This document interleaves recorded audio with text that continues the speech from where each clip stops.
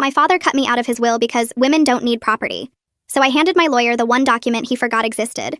I found my father's will while cleaning out his home office after his heart attack, and discovered he left everything to my brother Kevin, who hasn't worked in 6 years because women get provided for by their husbands. I wasn't supposed to be in his office. He was in the hospital, stable but weak, and someone needed to find his insurance papers. Kevin was too busy playing video games in his childhood bedroom to help. So there I was, going through Dad's files when I found the envelope marked Last Will and Testament. I shouldn't have opened it, but I did. The house, the investments, the retirement accounts, the rental properties, everything went to Kevin. For me, a single paragraph. To my daughter Grace, I leave my blessing and good wishes for her marriage. Her husband will provide for her as is proper. Women need love, not property. Her husband. I'm 34, single, and run my own consulting firm. I make 3 times what my father made before he retired. Kevin lives in Dad's basement and sells collectible cards online maybe twice a month. I drove to the hospital shaking. Dad was awake, watching TV. Found your will, I said. He didn't even look guilty. You weren't supposed to see that yet. Yet? When was I supposed to see it? After you died and left me nothing. You don't need anything. You'll marry eventually. I'm 34 with my own business. That's probably why you're not married. Too independent. Men don't like that. Kevin doesn't even have a job. He's building his online presence. He's playing World of Warcraft 14 hours a day. He needs support. You don't. You're smart, pretty enough. Someone will marry you. Pretty enough? You know what I mean. You're not going to be alone forever. But if I am? If I never marry? He actually laughed. Don't be ridiculous. Every woman gets married eventually. Even your Aunt Beverly found someone, and she was 42 with a lazy eye. This is about Kevin being a son and me being a daughter. Sons carry the family name. Daughters take new names. It's how things work. My business is literally registered under our family name. That's different. That's temporary. Until you become someone's wife. I left the hospital and went straight to Kevin's room in Dad's basement. He was exactly where I knew he'd be. Headset on, empty energy drink cans everywhere. Did you know? I shouted over his game. He paused it, annoyed. Know what? About Dad's will. Everything goes to you. His face didn't change. Makes sense. I'm the son. You're unemployed. I'm between opportunities. For 6 years? The economy's tough. I offered you a job at my company. Twice. I don't want handouts from my sister. But you'll take everything from Dad? That's different. That's inheritance. That's traditional. Traditional? You're 36 living in his basement. And you're 34 pretending to be a man in the business world. Pretending? I have 12 employees. For now. Until you have babies and quit. I'm not having babies. I'm building an empire. Sure you are. He put his headset back on and returned to his game. I spent the next week going through Dad's finances. The house alone was worth $800,000. The rental properties brought in $10,000 a month. The investments totaled $2 million. All going to Kevin. Kevin who hadn't paid rent in 6 years. Kevin who ate Dad's food, used Dad's electricity, drove Dad's car. I visited Dad again when he was stronger. I want to talk about the will. Nothing to discuss. It's done. It's wrong. My father did the same. Everything to my brother. Your mother understood. Mom died before she could see it. She wouldn't have complained. She knew her place. Her place? She was a nurse. She made more than you for 20 years. And she came home and cooked dinner every night. Like a proper wife. I cooked dinner too. For myself. In my own house. That I bought. That's the problem. You should be cooking for a husband. Kevin doesn't even cook for himself. Orders takeout with Dad's credit card. He's a bachelor. That's different. How is it different? Men need inheritance to attract wives. Women need to be wives to access inheritance. That's insane. That's reality. No man wants to marry a woman richer than him. I'm protecting you from being alone. By ensuring I have nothing. By ensuring you need someone. I don't need anyone. I've been supporting myself since college. And look where it's gotten you. Alone at 34. That night I called my lawyer friend Giselle. Told her everything. Can he do this? Legally? Yes. He can leave everything to whoever he wants. Even if it's blatantly sexist? Even then. But Grace, there might be something else to consider. What? Your mom's will. Did she have one? I sat up straighter on my couch, Giselle's question hanging in the air between us. Mom's will. I hadn't thought about it in years. Dad handled everything after she died. All the paperwork and accounts and legal stuff. I just assumed there wasn't much to handle. She was a nurse, made good money, but Dad always managed their finances. Or so I thought. Then something clicked in my memory. Mom kept important papers in a safety deposit box at the bank downtown. She mentioned it once when I was in college. Said it was where she kept things separate and safe. I never asked what that meant. Never thought to look after she died because Dad said he took care of everything. Now I wondered what else he'd taken care of by ignoring it completely. I told Giselle about the box, and she went quiet for a second. Then she said we needed to get into that box as soon as possible. She'd come with me for legal support. I barely slept that night. The next morning, I called the bank where Mom worked for 30 years. The woman who answered transferred me to the manager. His name was something generic. I forget now. But his voice got warm when I explained who I was. He remembered my mother. Said she was always kind to everyone. Never complained even when customers were difficult. He confirmed there was a safety deposit box in her name, but I'd need her death certificate and my identification to access it. He could schedule me for Friday afternoon if I could get the documents together by then. I said yes immediately. Then I hung up and realized I had no idea where Mom's death certificate was. Probably in Dad's files. The same files where I found his will that cut me out of everything. I spent the next 2 days playing detective in my own family history. Wednesday, I drove back to Dad's house while he was still in the hospital. Kevin's door was closed, game sounds coming through. I went straight to Dad's office and searched every drawer and file cabinet. Found the death certificate in a folder marked Francesca Final, which made my stomach hurt. Also found Mom's old passport, her nursing license, her birth certificate, everything I'd need. I took copies of everything and left before Kevin could ask what I was doing. Thursday, I had 3 client meetings at my consulting firm. I tried to focus, but my mind kept wandering to that safety deposit box. What had Mom kept separate and safe? June noticed during our second meeting. The client had just left when she closed the door and asked what was wrong. I told her everything. About Dad's will. About Kevin getting everything. About the safety deposit box I was going to open tomorrow. June's face went red. She actually stood up and paced around the conference room. She said my father was living in 1950, and someone needed to drag him into reality. She reminded me that I built this business from nothing, that I offered Kevin jobs twice, real positions with real salaries, and he couldn't even show up on time for the interviews. She said Kevin was a lazy user and Dad was a sexist fool. Then she asked what she could do to help. I said just knowing she had my back was enough. She hugged me hard, said I was the strongest person she knew and my mom would be proud. I cried a little then. First time I'd cried about any of this. Friday afternoon finally came. Giselle met me at the bank at 3. We went down to the vault room with the manager. He checked my documents twice. Then he pulled out this long metal box from the wall, left us alone in a private room. My hands shook as I lifted the lid. Inside were papers, a will, life insurance policies, and a letter. Handwritten, addressed to me. I recognized Mom's writing immediately. That careful print she always used. The tears started before I even opened it. Giselle put her hand on my shoulder, asked if I wanted privacy. I shook my head. Needed her there. Needed a witness to whatever I was about to find. Mom's will was dated 3 months before she died. I read it twice to make sure I understood. She left me her personal savings account, her grandmother's jewelry that I remembered her wearing on special occasions, and her portion of a small beach condo I didn't even know existed. Everything was listed specifically. Just for me. Not for Dad. Not for Kevin. Just Grace. The letter explained why. She wrote that she knew Dad would try to cut me out, that his old-fashioned views about women and property would mean I'd get nothing unless she protected me. So she made sure I'd have something of hers, something he couldn't take away or give to Kevin instead. She wanted me to have security, to have something that was mine by right, not by marriage or luck or Dad's approval. Giselle read through the documents while I read the letter again. She pointed to a section in the will about separate property, asked if I knew what that meant. I shook my head. She explained that Mom had set up a legal arrangement before she married Dad. It kept certain assets separate, not joint, not community property, just hers, which meant Dad never had any legal claim to these specific things. The savings account had about $80,000 in it. The jewelry was worth maybe $30,000. The beach condo was worth close to $200,000. Giselle did the math quickly. About $300,000 total. All legally mine. All protected from Dad's will because they were never his to give away in the first place. I took the letter home that night, sat on my couch and read it 5 more times. Cried for real this time. The first real crying since I found Dad's will. Mom wrote that she was proud of me. Of my independence. Of my business success. She said she saw herself in me. That she understood what it was like to be capable and strong, but still treated as less than she knew Dad's traditional views would cause problems after she was gone. She'd watched him favor Kevin their whole childhood. Watched him make excuses for Kevin's laziness while criticizing my ambition. She wrote that she loved Dad, but she didn't trust him to treat us equally. So she did what she could to protect me. To make sure I had something that was mine alone.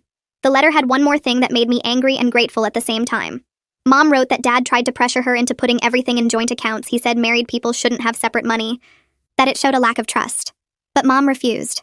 She told him she needed her own accounts because she'd seen too many women left with nothing when their husbands died or divorced them. Dad didn't like it, but he eventually stopped pushing. Mom wrote that she knew he'd try to cut me out of his will someday. She'd heard him talk about sons carrying the family name, about daughters not needing property because their husbands would provide, so she made her own plans, protected her own assets, made sure I'd have resources even if Dad treated Kevin as the only child who mattered. Giselle called me Saturday morning, said she'd scheduled a meeting with Joseph for Monday. He was her law partner. specialized in estate law. She'd already sent him copies of both wills and explained the situation. He wanted to review everything in person. Confirm that Mom's separate property really did belong to me regardless of what Dad's will said. Giselle sounded confident, but I was nervous. What if there was some loophole? What if Dad had found a way to claim Mom's assets anyway? Giselle told me to stop worrying. Said the documents were clear. Mom had done everything right. Protected everything properly. Dad never had legal claim to these assets. They were never his to distribute, which meant his will couldn't touch them. They were mine. They'd always been mine. I just hadn't known it until now. Monday morning, I met Giselle and Joseph at their law firm downtown. Joseph had both wills spread across his conference table, along with a stack of financial documents he'd requested from the bank over the weekend. He looked up when we walked in, and his expression told me he'd found something bad. Giselle introduced us, and Joseph shook my hand with the careful grip of someone delivering unwelcome news. He gestured to the chair across from him and started talking before I even sat down. He'd been reviewing Dad's will line by line against Mom's separate property documentation and found something that changed everything. Dad had listed Mom's beach condo in his will as part of his estate. The problem was the condo was never his property to distribute. Mom bought it 30 years ago with her inheritance money and kept it in her name only under the separate property arrangement. Joseph showed me the deed with Mom's name alone, and then showed me Dad's will listing the same property as his asset. So Dad had been treating my property like it belonged to him for 4 years. Then Joseph pulled out rental records from the property management company. The beach condo had been rented continuously since Mom died. Every single month for 4 years, a tenant paid $1,500 in rent. Joseph had the bank statements showing where that money went. Straight into Dad's personal checking account. Not a joint account. Not an estate account. His personal account that he used for his own expenses. I sat there doing the math in my head. 1,500 times 12 months times 4 years, $72,000. Dad had stolen $72,000 from me. I said the number out loud and my voice sounded strange and flat. Joseph nodded and said that was exactly right. $72,000 in stolen rental income, plus we could argue for interest and possibly punitive damages given the intentional nature of the theft. Giselle put her hand on my shoulder, but I barely felt it. I kept thinking about Dad in that hospital bed talking about how women don't need property. He'd been collecting rent on my property the whole time, using my money while telling me I didn't deserve an inheritance because some future husband would provide for me. Joseph explained this was financial exploitation of Mom's estate and conversion of my assets for Dad's personal use. In simpler terms, Dad had committed theft.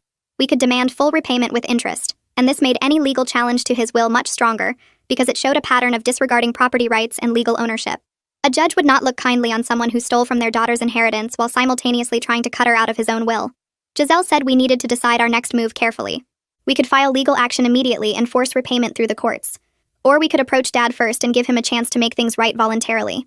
Joseph said judges usually appreciate good faith attempts at family resolution before litigation. It shows we tried to solve things privately before involving the court system. I laughed at that and it came out bitter and sharp. Dad wasn't going to make anything right. He'd spent 4 years stealing from me while lecturing me about traditional values and proper behavior for women. Giselle said she understood my skepticism, but we should try anyway. Even if Dad refused to cooperate, the attempt would strengthen our legal position. We could show we acted reasonably, while Dad acted unreasonably. I agreed, but only because it made strategic sense, not because I thought Dad would suddenly develop a conscience. We scheduled a hospital visit for that afternoon. Giselle would come with me as my legal representative, and we'd present Dad with the evidence of his theft. Give him a chance to acknowledge what he'd done and discuss repayment. Joseph said to expect denial and defensiveness, but to stay calm and factual. Let the documents speak for themselves. I drove to the hospital with Giselle following in her own car. My hands were tight on the steering wheel, and I kept rehearsing what I'd say. Found Mom's will. Found the separate property documentation. Found proof you've been stealing rental income from my beach condo for 4 years. $72,000 you took from me while telling me I didn't deserve property. We walked into Dad's hospital room together, and his face changed the second he saw Giselle in her business suit carrying a briefcase. He knew immediately this wasn't a social visit. His expression went from surprise to hard and closed off. I didn't waste time with pleasantries. I told him we'd found Mom's will and discovered he'd been collecting rental income from my inherited property for 4 years without telling me. Dad's response came fast, like he'd been preparing for this conversation. He said Mom's assets became his when she died because that's how marriage works. Everything wives own becomes their husband's property. Giselle stepped forward and corrected him in her professional lawyer voice. She explained separate property law and how Mom had specifically protected certain assets to remain hers alone. Giselle pulled out Mom's documentation, showing the legal arrangements Mom made before they married. The beach condo was Mom's separate property. It was never Dad's. It was never community property. When Mom died, it went directly to me as her designated heir. Dad had no legal claim to it or its rental income. Ever. Dad's face got red and he said that was ridiculous. He'd been managing the property for 4 years. Someone had to handle the tenants and maintenance. He deserved compensation for his time and effort. I asked him when he planned to tell me about my property, or the rental income he'd been collecting. He didn't answer that. Instead, he said he used the money for family expenses, and I benefited from it indirectly. I felt my anger spike hot and sharp. I pointed out that I hadn't lived in his house for 12 years. I built my own life without his financial support. I bought my own house and started my own business and paid my own bills. Whatever family expenses he claimed to have didn't include me. That money was mine, and he spent it on himself and Kevin. The conversation escalated when I said the actual number. $72,000. That's how much he owed me for 4 years of stolen rental income. Dad's face went from red to almost purple. He said he didn't owe me anything. He raised me for 18 years, fed me and clothed me and paid for my education. That was worth more than any money. I couldn't believe what I was hearing. Giselle tried to redirect the discussion toward resolution. She suggested Dad could acknowledge my rightful inheritance and adjust his will to reflect fair treatment. She said we could work out a repayment plan for the rental income and avoid litigation if Dad was willing to make things right. Dad refused outright. He said changing his will would mean admitting he was wrong, and he was never wrong about family matters. His father did the same thing, and his grandfather before that. Sons inherit. Daughters get married. That's how proper families work. I felt something break inside me. Some last hope that Dad might see me as equal to Kevin. I told him Mom knew exactly what he'd do. That's why she protected assets for me separately. Mom knew Dad would try to cut me out, so she made her own plans. Dad looked genuinely shocked. He said he couldn't believe Mom would go behind his back like that. After 40 years of marriage, she didn't trust him to do right by their daughter. I said Mom was smart to protect her assets because look what happened. The second she died, Dad started treating her property like his own. He'd been stealing from me for 4 years while preaching about traditional values and women's proper place. Dad didn't understand that Mom's property was always her own. He still thought marriage gave him automatic rights to everything his wife owned. Even after Giselle showed him the legal documents, he couldn't accept that Mom had the right to keep anything separate from him. Dad's face turned red and his voice got louder when he started talking about Mom again. He said she betrayed him by hiding money and property, that she poisoned me against family values, that a good wife doesn't keep secrets from her husband. I felt my anger spike hot and immediate. I told him Mom earned more than him for 20 years while still cooking dinner every night, doing all the laundry, managing the household, and never complaining about his outdated ideas. She did everything he demanded and still protected herself because she knew exactly what he'd do. Dad tried to interrupt, but I kept going. I said Mom worked 12-hour shifts at the hospital, then came home to a second shift of cooking and cleaning, while he watched TV and complained if dinner wasn't ready on time. She knew her worth even if he never recognized it. Giselle touched my arm gently, trying to calm me down, but I was done being calm. Dad said I was being disrespectful and ungrateful, that Mom would be ashamed of how I was acting. I laughed at that because Mom left me everything she could specifically to protect me from him. She saw this coming years ago. The conversation exploded from there. Dad's heart monitor started beeping faster, and a nurse came in to check on him. Giselle stood up and gathered her papers. Dad pointed at the door and told us to get out. Said he didn't want to see me until I apologized for dishonoring my mother's memory.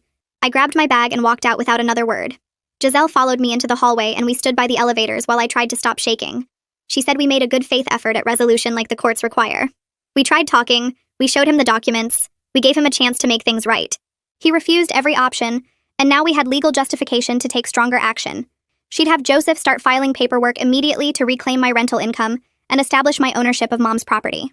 I nodded and pressed the elevator button 3 times, even though it was already lit up. I spent the rest of the week trying to focus on work, but my mind kept drifting to Dad in that hospital bed, his face red with anger, still refusing to admit he'd done anything wrong. June noticed during our Friday staff meeting and asked if I was okay. I told her about the hospital visit, and she said my father sounded like he belonged in the 1950s, not the 21st century. That weekend, I cleaned my apartment and tried not to think about family. Saturday afternoon, my phone rang with Kevin's number. I almost didn't answer, but curiosity won. He sounded different from usual, less cocky, almost nervous.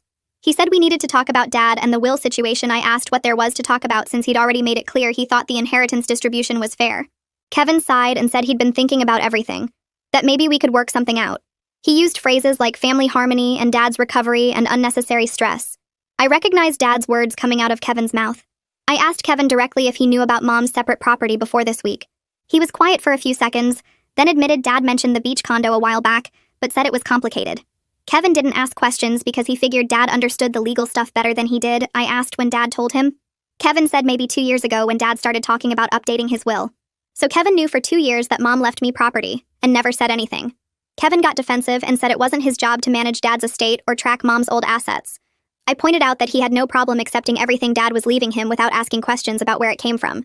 Kevin changed the subject and said he'd been counting on his inheritance for some things. I asked what things. He hesitated, then admitted he had some financial issues that the inheritance would solve. I asked how much. He said about $40,000. I actually laughed out loud at that. $40,000 in debt while living rent-free with zero expenses. Kevin's voice got tight and angry. He said his online business required investment and he bought gaming equipment and collectible cards that would increase in value over time. Some of the investments didn't work out the way he expected, but that was just how business worked. I asked how he accumulated $40,000 in debt without a job or income. Kevin said Dad's credit cards mostly, plus some personal loans he took out using Dad's house as collateral since he lived there. He'd been making minimum payments with money from selling cards online, but the interest kept piling up. Dad promised the inheritance would come through soon enough to cover everything and get him back to zero. I felt sick hearing this. Dad had been enabling Kevin's spending for years while preaching to me about financial responsibility and women needing husbands to manage money. Kevin said Dad understood that building a business takes time and investment. I said buying video game equipment wasn't building a business, it was shopping with someone else's credit card. Kevin's tone shifted to bargaining. He said maybe we could work something out where we split Dad's estate equally. I'd get half of everything and drop the issue about Mom's separate property. Then everyone would be happy, and we could move forward as a family. I told him Mom's assets were never Dad's to split. They were always mine from the moment Mom died. Dad stole rental income from my property for 4 years, and I wanted every penny back with interest. Kevin said I was being unreasonable since I already had a successful business and didn't need the money. I said this wasn't about need. It was about what was legally and morally mine. Mom specifically left me those assets because she knew Dad would try exactly this.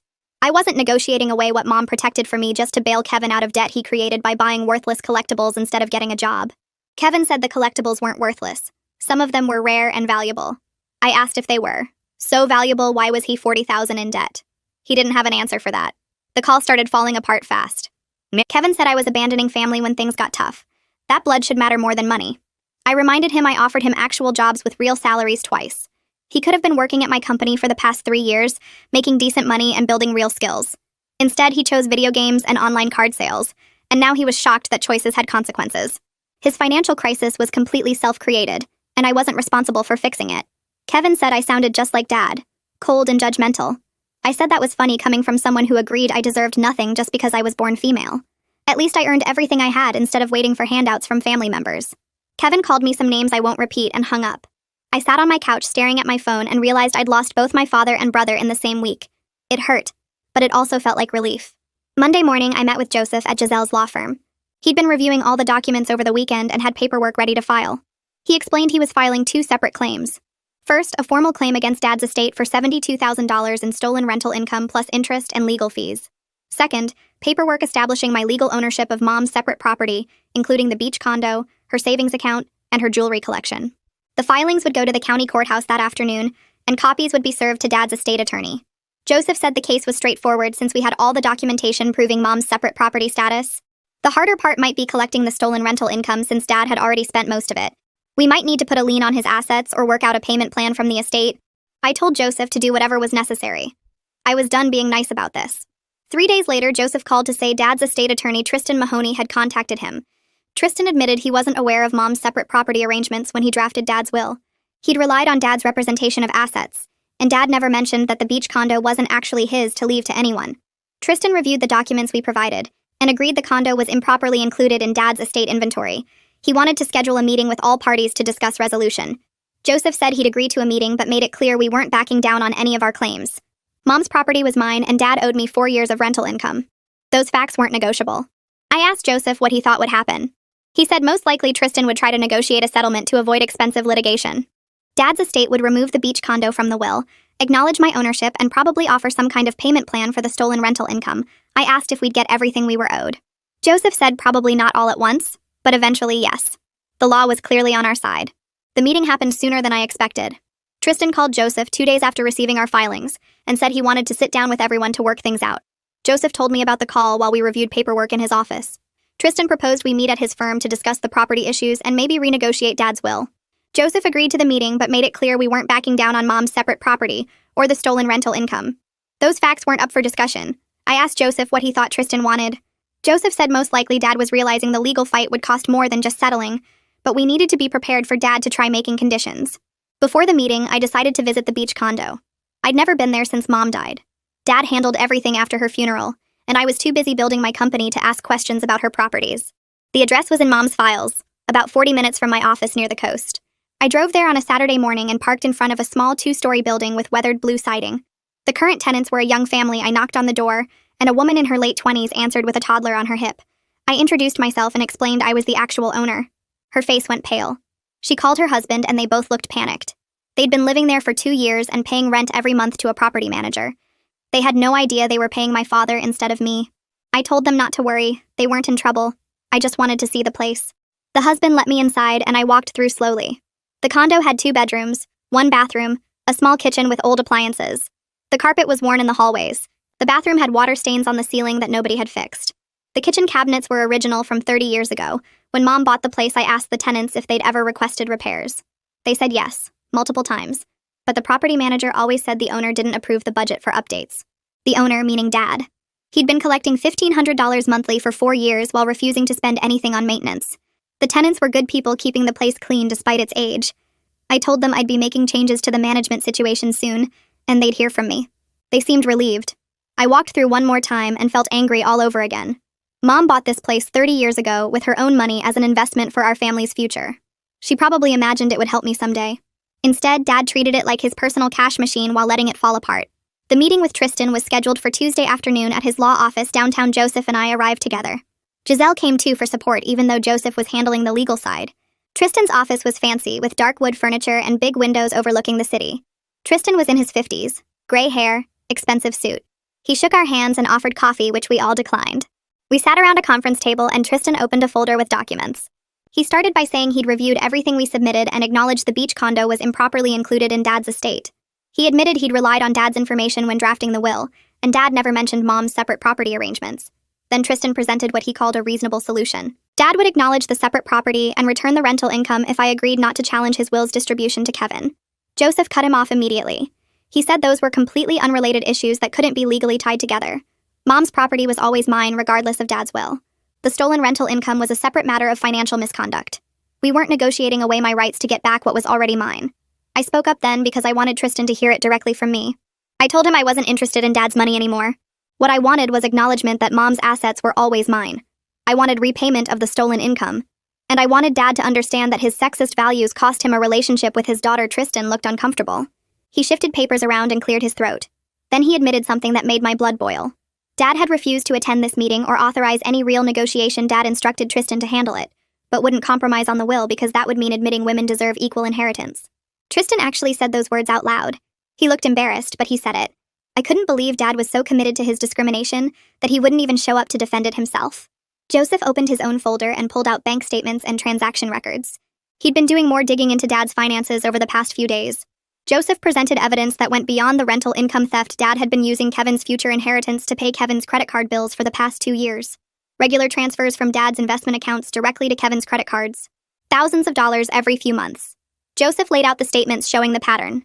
The estate was worth a lot less than Dad's will suggested, because Dad kept bailing Kevin out of debt he created through online purchases and gaming equipment.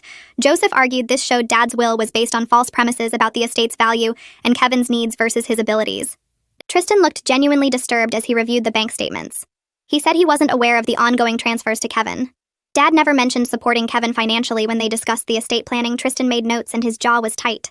Joseph pressed the point. He said the whole will was built on Dad's assumption that Kevin needed support, and I didn't.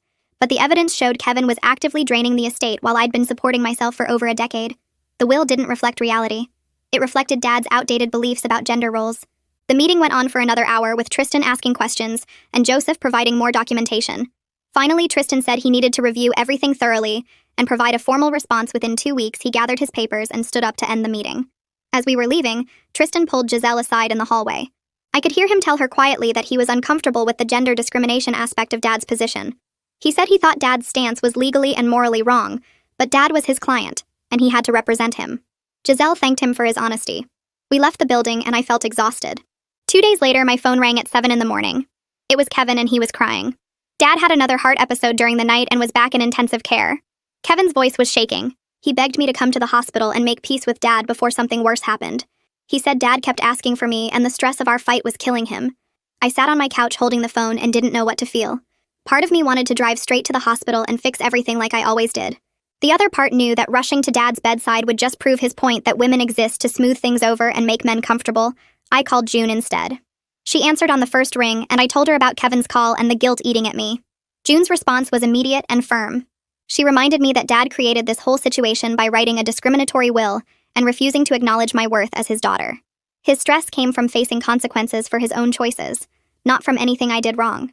I wasn't responsible for protecting him from the natural results of treating me as less valuable than Kevin, simply because of my gender. June said if I wanted to visit Dad, I should do it for myself, not because Kevin guilted me into it, and definitely not to make peace by accepting unfair treatment. Her words helped me think more clearly about what I actually wanted, versus what family obligation demanded. I thanked her and called Giselle next. Giselle listened to the situation, and gave me the legal perspective. Visiting Dad now could be seen as weakening my position because it might look like I was backing down, or willing to compromise on Mom's separate property to maintain family harmony. But she also said the legal case was strong enough that one hospital visit wouldn't destroy it, and ultimately I had to decide whether family reconciliation mattered more to me than the money. I thought about it for maybe 10 seconds before I knew my answer. I wanted to see Dad, but I wasn't going alone or unprotected. Giselle agreed to come with me as a witness to whatever was said. We drove to the hospital together the next morning. Dad was in a regular room this time, not intensive care, which meant the heart episode was minor. He looked small in the hospital bed with monitors beeping and an IV in his arm. For just a moment, I felt the old instinct kick in, the one that made me want to protect him and smooth everything over, so we could go back to being a family. Then Dad saw Giselle standing beside me and his face hardened. He asked why I brought a lawyer to visit my sick father. Before I could answer, he launched into how I was killing him with stress over my mother's scheming and her secret will that went behind his back. The protective instinct evaporated instantly. I pulled a chair close to his bed and sat down. I told him calmly that Mom didn't scheme. She protected her own assets because she knew his values about women and property would lead exactly to this situation. I said I loved him, but I couldn't accept being treated as less valuable than Kevin, simply because of my gender. It wasn't about the money anymore. It was about him seeing me as a full person deserving of equal respect and equal inheritance. Dad's face got red despite the heart monitor. He insisted he wasn't sexist, he was traditional, and there was a big difference between discrimination and following proper family structure. I asked him directly to explain how leaving everything to an unemployed son while giving nothing to a successful daughter was anything other than gender discrimination. I waited for his answer. He opened his mouth and closed it again. He tried to start a sentence about sons and family legacy, but stopped because he couldn't finish it without admitting the sexism out loud. Giselle stood quietly by the door taking notes. The silence stretched out until we heard footsteps in the hallway.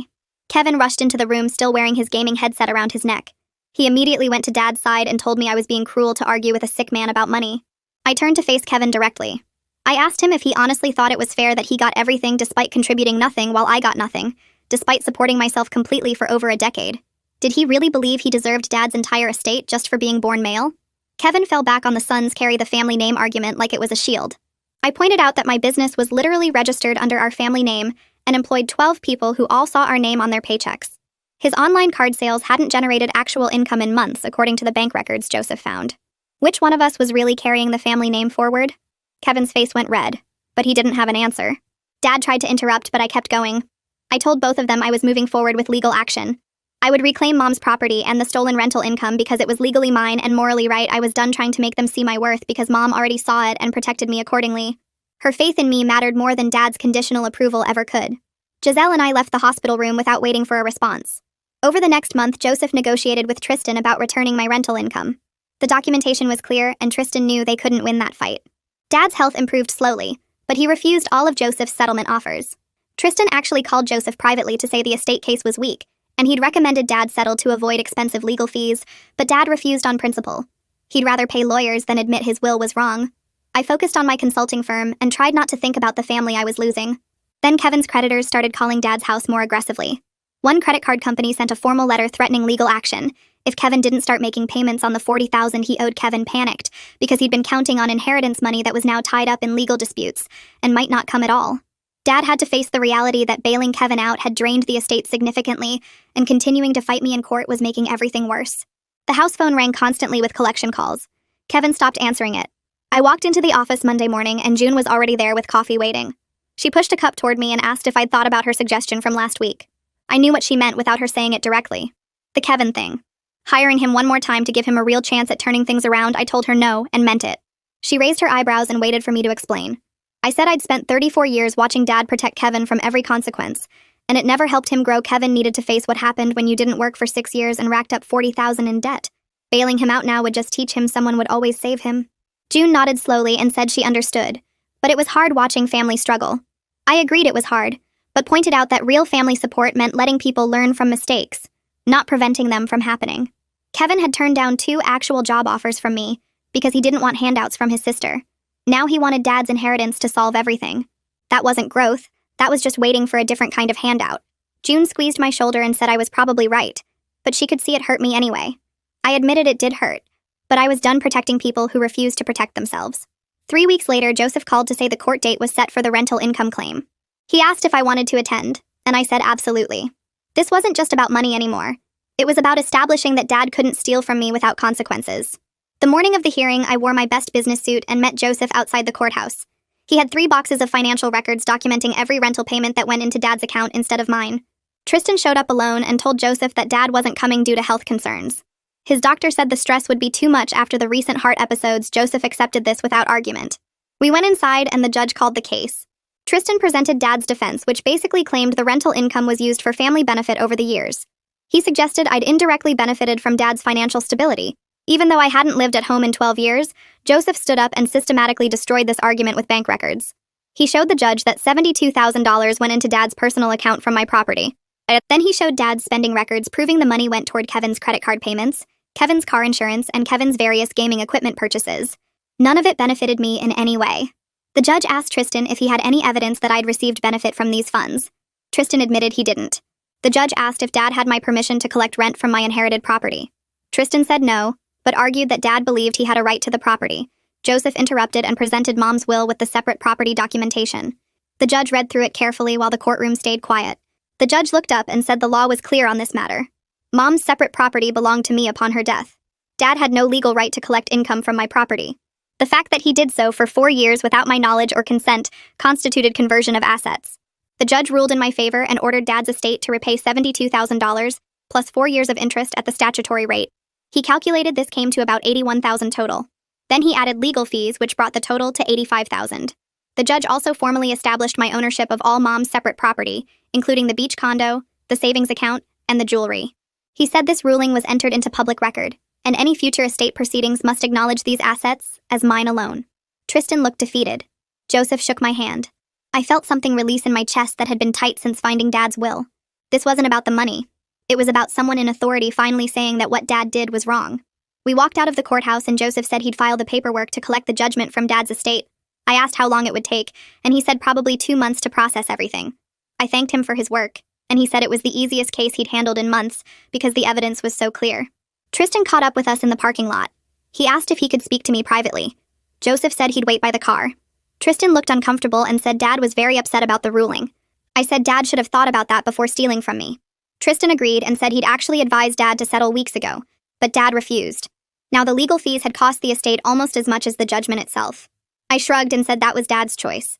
Tristan said Dad wanted to talk about modifying his will. Not because his views had changed, Tristan was clear about that, but because the legal fees were draining the estate and Kevin wouldn't inherit much if the fighting continued. I asked if Dad was actually willing to change the will, or just wanted me to drop everything. Tristan admitted Dad was offering to split the estate 60-40 in Kevin's favor. I laughed and said no. Tristan looked surprised. He said 60-40 was a significant compromise given Dad's beliefs. I told Tristan that Dad's beliefs were wrong and I wasn't negotiating with sexism. Tristan said he understood but suggested I think about it before rejecting the offer completely. I said I'd already thought about it for weeks, and my answer wouldn't change. Joseph called me 2 days later and said Tristan had reached out officially about a meeting. Dad wanted to discuss the will modification with me present. Joseph asked if I wanted to do it, and I said yes, but only with Giselle there as witness. I wasn't walking into another hospital room alone with Dad. Joseph arranged everything for the following Tuesday. I told June where I was going, and she offered to come along for support. I said no, because this needed to be just family and lawyers. June hugged me and said to call her immediately after Tuesday arrived, and I met Giselle outside the hospital. We went up to Dad's room together. He was sitting up in bed looking thinner than last time, but alert. Kevin was there too, slouched in the visitor chair playing something on his phone. Dad saw Giselle and his face hardened. I said she was staying because I wanted a witness to whatever happened. Dad said this was family business. I replied that he'd made it legal business when he wrote his will. Giselle sat down in the corner with her notepad. Kevin finally looked up from his phone and asked why I was making this so difficult. I ignored him and focused on Dad. Dad said Tristan had explained the court ruling and the financial impact on the estate. He said he was willing to be reasonable about the distribution if I stopped fighting. I asked what reasonable meant. Dad said he'd split his estate 60-40 with Kevin getting the larger share. He called this generous given his beliefs about inheritance. I felt something cold settle in my stomach. I told Dad I didn't want his money anymore. His face showed confusion, like he couldn't process what I'd said. I explained that Mom's property was enough for me. The beach condo, the savings, the jewelry. All of it was more valuable because Mom specifically chose to protect it for me. That meant more than any amount of Dad's money could. Dad said I was being emotional and not thinking clearly. I said I was thinking more clearly than I had in years. Accepting 60% of his estate would mean accepting his basic premise that I was worth less than Kevin. I refused to validate his sexism, even for financial gain. Dad started to argue, but I held up my hand. I said Mom's faith in me was worth more than his conditional approval. She saw my worth when he never would. That was enough. Kevin jumped in and said I was being stupid to turn down money out of pride. I turned to look at him directly.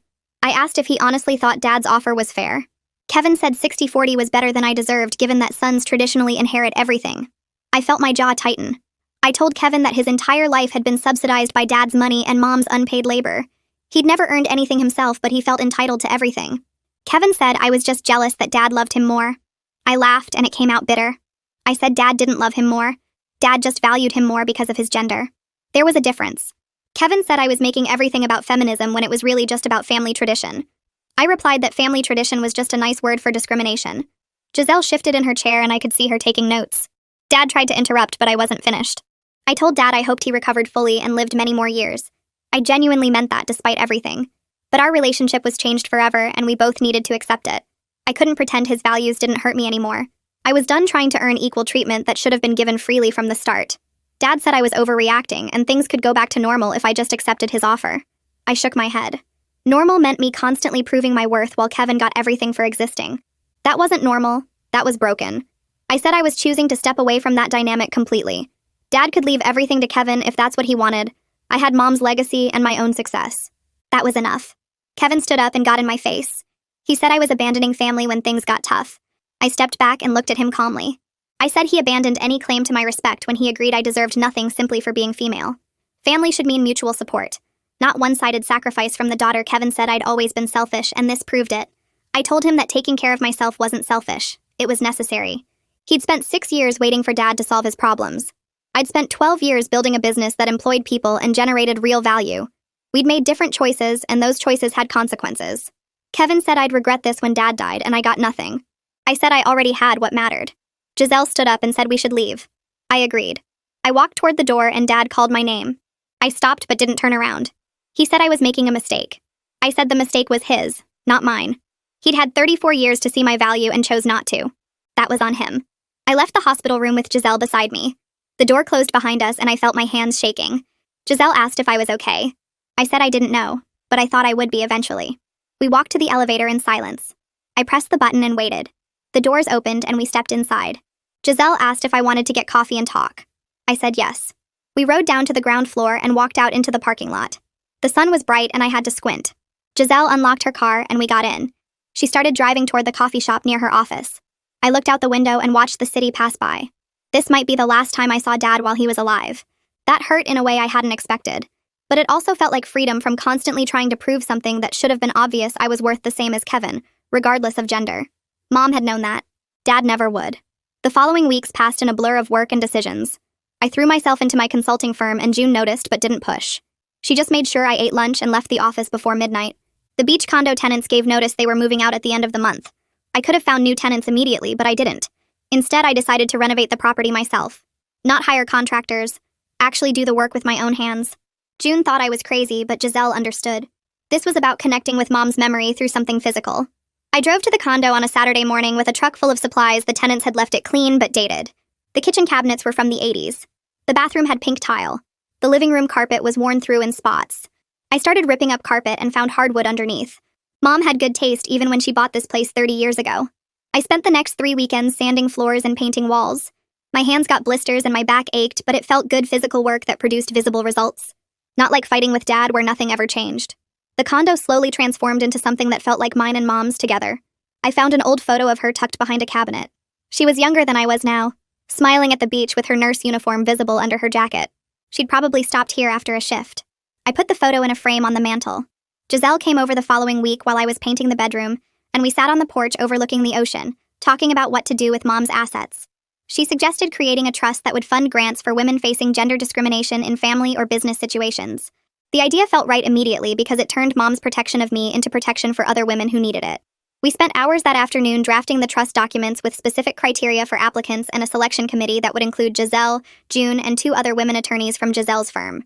The trust would award grants ranging from $5,000 to $20,000 to help women with legal fees, business startup costs, or education expenses when they face discrimination. I named it the Francesca Rollins Women's Opportunity Trust, and felt Mom would have loved knowing her careful planning helped more than just me. Giselle filed the paperwork within 2 weeks, and we held our first grant review meeting at my office where we were selected 3 recipients from over 40 applications. One woman was fighting her father's estate after being cut out for her brothers. Another needed funding to finish her nursing degree after her husband divorced her and stopped paying tuition. The third was starting a construction business and faced constant discrimination from suppliers and clients who didn't think women belonged in trades. Writing those first 3 checks felt like honoring Mom's memory in the most meaningful way possible. 3 months after the trust launched, Kevin called my cell phone on a Tuesday morning. I almost didn't answer, but curiosity won. He asked how I was doing in a fake casual tone that meant he wanted something. I waited him out, and finally he admitted he was in trouble with his debts and needed a loan to cover minimum payments before the credit card companies sued him. The total he needed was $15,000. I asked what happened to Dad's financial support, and Kevin said Dad cut him off after the legal battle over Mom's estate drained money for lawyer fees. I felt no satisfaction in Kevin's panic, just tired recognition that he still hadn't learned anything. I told him I wouldn't give him a loan, but I'd offer him a real job at my consulting firm with actual responsibilities and a starting salary of $45,000 per year. He could work in our operations department handling client logistics and scheduling. Kevin's voice went cold, and he said he didn't need charity from his sister. I pointed out that a job wasn't charity, it was earning money through work like normal adults do. He said I was being cruel and enjoying his suffering. I corrected him and explained I was offering the same thing I'd offered twice before when he turned me down because accepting help from a woman hurt his pride. Now he was desperate enough that maybe he'd actually consider it. Kevin called me names I won't repeat and hung up. I deleted his number from my phone and went back to my morning meeting. June and I expanded the consulting firm that summer, adding 6 new employees and taking on corporate clients that tripled our revenue.